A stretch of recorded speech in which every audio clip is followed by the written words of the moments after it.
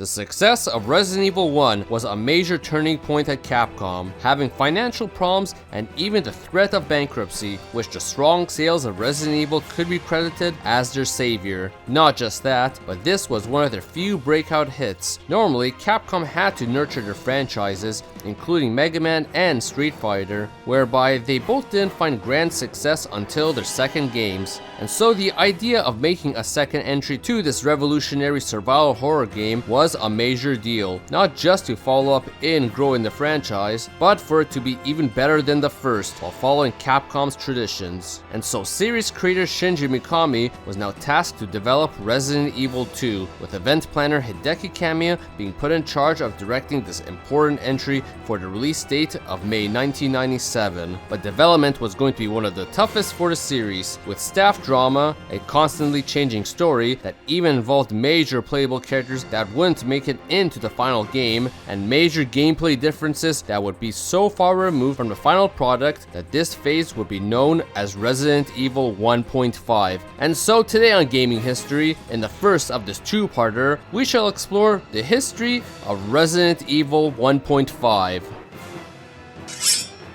If you enjoyed this video, please hit the subscribe button, hit the like button to further support us and keep creating new videos. The tides at Capcom were changing. Resident Evil originally started on the idea of general producer Tokuro Fujiwara's idea to make a new entry to his NES classic horror game, Sweet Home, and mentor Shinji Mikami to direct and bring the game to the home stretch. But while Fujiwara was there to aid his development, Fujiwara wanted change for himself. Capcom was more interested in games receiving sequels than more original ideas, and Fujiwara wanted to make more original content at the company. As such, on December 1995, nearing the end of Resident Evil 1's development, Fujiwara left Capcom to form his own company, Whoopee Camp, that would go on to make the 2D platformer Tomba. And by spring 1996, with Mikami's mentor gone, he had to venture the sequel as its direct lead alone. Being that there was no general producer to take over for him, Mikami decided to take the seat for himself and overlook the role while handing the reins of director to younger staff. One in particular being event planner Hideki Kamiya. Kamiya already had built a name for himself while designing certain locations in the first game, including the laboratory, and as well as even naming the characters. This all already had gotten Mikami's attention a good deal back in mid-1994, where he had told Kamiya, "You're the dark horse of the new recruits. You're either going to fail spectacularly, or you're going to be a huge success." Words that would be of great importance for Kamiya shortly after. Simultaneously, his colleagues respected him for his consideration and hard-working nature. The choice was very clear to Mikami, and so by spring 1996, Kamiya was brought into Mikami's office and made into the director of the sequel, Resident Evil 2.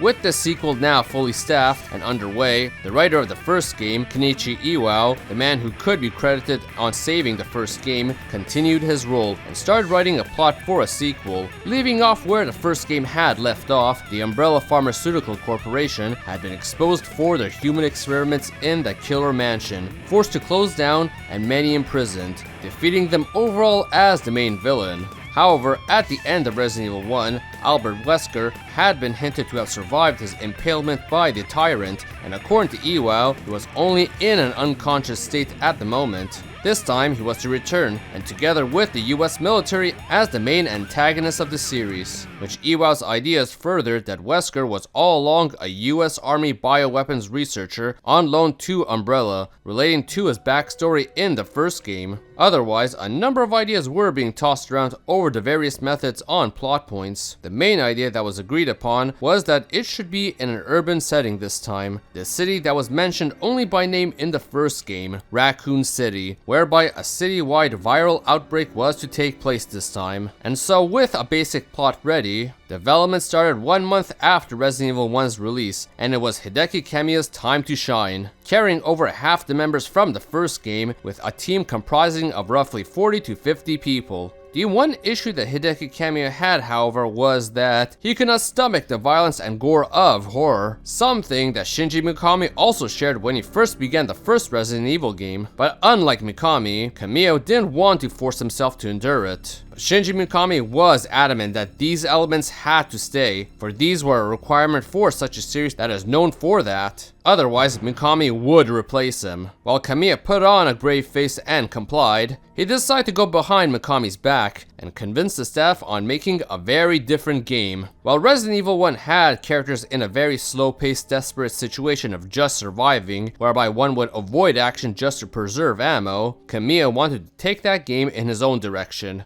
Being a fan of Hollywood action films, he wanted to make it more into a fast-paced action game, a way to counteract his fear of horror, something his staff was being convinced of as well. Shinji Mikami wouldn't take long to learn the direction this game was taking, and ended up going in a back and forth with Kamiya, but realized that Kamiya and staff had already made up their minds. As such, Mikami stepped back from any direct involvement and simply played his part as producer for this game. Offended as he was, he wanted as little involvement as to being shown the latest build once a month. Despite it all, Mikami still had hopes for the game to come together well by its release date of May 1997. Giving the team a bit over a year of development to get it ready. With Hideki Kamiya now in full control, the team planned to rewrite the story to fit this new action horror game and with new characters in place who had no experience. As a result, Chris and Jill, who were both rather experienced at this point, wouldn't cut it. And rather new, inexperienced protagonists were needed who had never seen a zombie, and thus came about two characters who happened to be living at the time of the outbreak in Raccoon City. The first one being Leon S. Kennedy, a cop at the Raccoon Police Department who was to be defending the police station. Leon here had noticeably shorter hair in comparison to his final counterpart. The other character is a girl named Elsa Walker, a college student coming back home to Raccoon City for the holidays, but gets caught up in this mess. Coming with a standard motorcycle racing suit and initially given open blonde hair before being given tied back brown hair. Unlike Chris and Jill, who would cross paths in their story, Leon nor Elsa were to cross paths at all, both having their own stories take place in another part of the city, isolated. Something that would change down the road.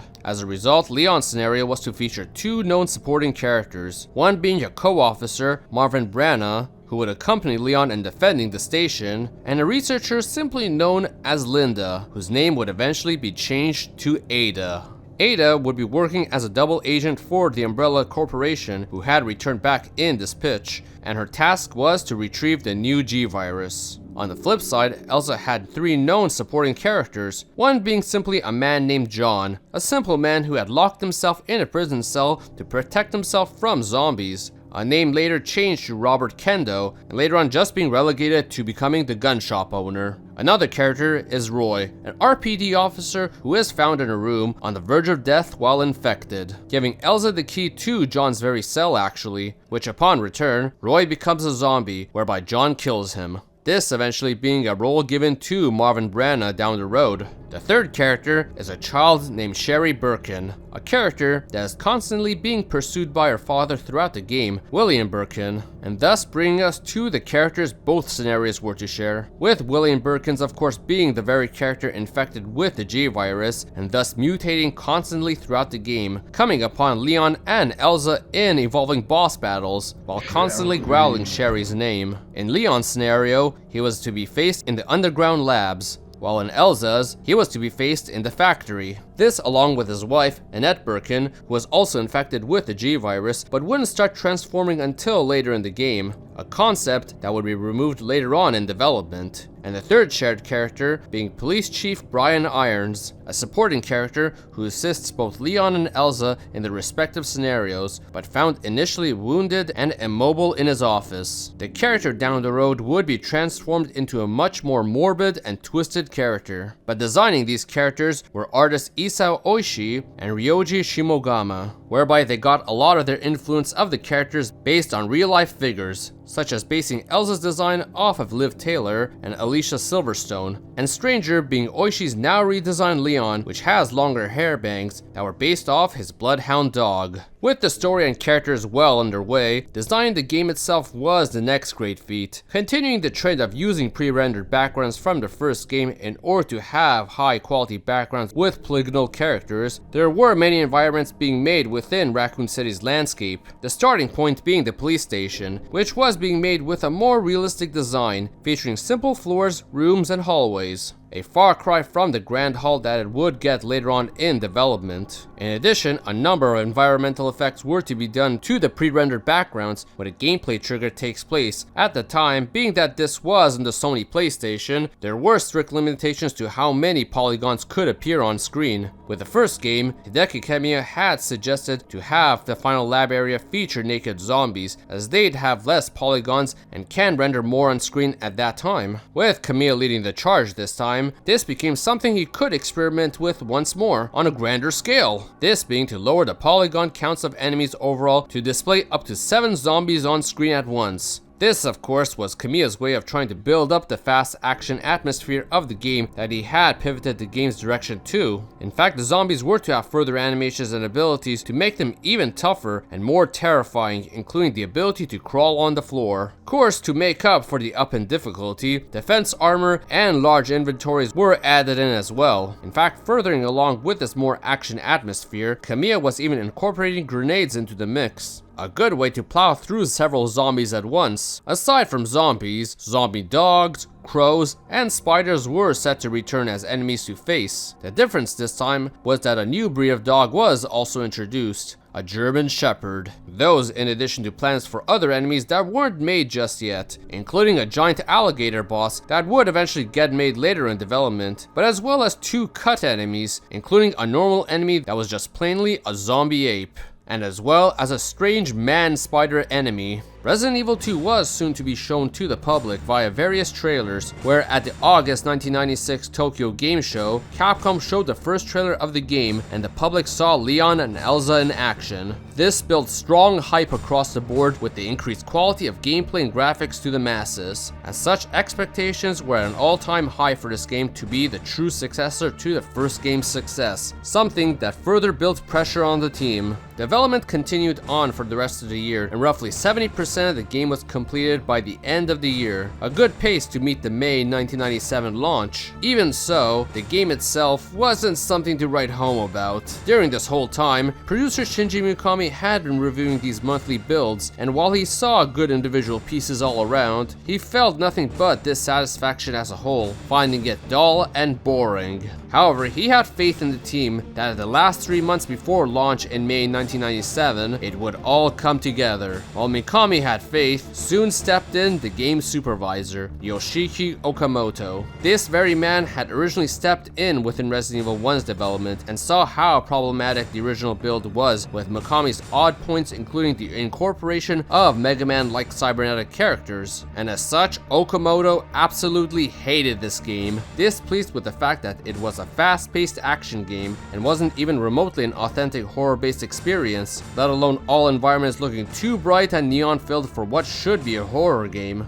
In fact, he also disliked the story quite a bit and felt it lacked the originality of the first game. Even aside from what Okamoto felt, while much was done from building several areas, the characters, and adapting the scenario, the game was lagging behind. Being Kamiya's first tenure as director, his inexperience was showing and the walls were closing in. Let alone, as development was closing in on the May 1997 launch, it just wasn't hitting the quality Mikami was expecting it to hit. Bigger than that was that Capcom had taken notice of the subpar quality. Resident Evil 1, while it could be credited for saving Capcom from bankruptcy, they were still not in the absolute clear. Capcom could easily fall back into that danger zone and absolutely needed this game to outdo the original in every way possible, and this subpar game likely wouldn't. In many ways, Mikami's words had come right back to haunt Kamiya. Hideki Kamiya was failing in his push for his fast-paced action Resident Evil game. While Resident Evil 2 was on its deathbed, plans had already taken place to restart the story. Again, Mikami had plans to have this entry be the one to end the series. This was quickly panned by supervisor Okamoto, as he knew they couldn't close the door so suddenly on the series from getting future entries. So instead, Okamoto wanted to expand the series, making a sort of Resident Evil universe that would feature many stories, including self-contained ones. In the meantime, Kenichi Iwao had left Capcom and gone to work at Squaresoft in making the game Parasite Eve 2, and so no one was left at Capcom capable of writing such a heavy plot. As such, Okamoto started looking outside. They decided to hire an actual professional screenwriter to rework the script, this being Noboru Sugimura. a writer who worked in cinema on series such as Taiyo ni Hoero and even several Sentai series, including Kyoryu Sentai Zyuranger, which would later be adapted in the West as the Mighty Morphin Power Rangers. Sugimura was already a fan of the first game, so he accepted the role. In a meeting with Shinji Mikami and Hideki Kamiya at the Tokyo Capcom office, Sugimura suggested to start over. While that may have been the suggestion, Sugimura reviewed a number of the elements of the original script. Being that the current revision had been made by Hideki Kamiya, Sugimura blasted him on several matters, including the lack of depth, thematic coherence, and especially the lack of ties to the first game, that latter being very important to building that Resident Evil universe that Okamoto wanted. And so on the bullet train back to the Osaka Capcom office, Mikami and Kamiya both discussed what they had learned. They both agreed upon the flaws that Sugimura had mentioned, and understood that to salvage and restart it, the game would have to be delayed for at least 1 year. And so in a meeting to decide on the fate of this game, together with Yoshiki Okamoto, it was decided that the game had to be scrapped and to start over from square one. The original Resident Evil 2 had officially been cancelled, with a new, more focused future in mind. Morale was now at an all-time low at Capcom. Capcom executives were dismayed as development time was wasted and now delayed by a year. And at the same time, many were telling Kamiya that he had killed Resident Evil. Team members were going to Mikami and wanting Kamiya gone and replaced as director, something that Mikami did not enjoy hearing, daring them to try directing then if they felt that way. Kamiya as such stayed unchallenged. And while Kamiya's inexperience at directing was one of the problems, the team overall had issues as they struggled with a good scenario, interesting maps, or even strong gameplay. But of course Kamiya knew of its faults due to his inexperience, stating, "To be honest, I was actually relieved when we cancelled the game," and so development was to restart. The team decided to differentiate this failed phase from the new one and call the dead phase as Resident Evil 1.5. Next time, with Resident Evil 2 hitting the giant reset button, pressure was now on Hideki Kamiya to keep development in focus, as there would not be a second chance even from Shinji Mikami. Despite the failure from earlier, many elements were to be kept that were deemed as quality, but several, including a major protagonist, were to receive a complete overhaul, while still several elements were being changed during this phase as well. So as such, make sure to hit the subscribe button, for I'll plan to be back with more Resident Evil and other games gaming history and cut content soon. Hit the like button and comment below on if you would have preferred this version of Resident Evil 2 instead. So everyone, thank you for watching!